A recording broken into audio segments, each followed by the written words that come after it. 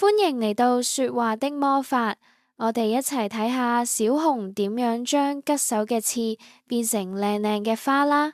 小熊平時好易發脾氣，一嬲就會講出大刺嘅說話，令好朋友小兔好傷心呀。熊媽媽送咗一盆好特別嘅植物俾小熊，話呢盆植物會聽人講嘢㗎。有一日，小熊又發脾氣鬧人，盆植物竟然生咗條黑色嘅尖刺出嚟。小熊繼續講難聽嘅說話，結果成間房都生滿晒黑刺，好得人驚啊！小熊見到小兔喊，終於明白自己嘅說話原來真係會拮親人，心入面好內疚。熊媽媽教小熊試下講，我感到，因為我希望，將心底話講出嚟啦。小熊鼓起勇氣同小兔講，我感到唔開心，因為我希望你可以陪我玩。哇！盆植物聽到呢句溫暖嘅說話，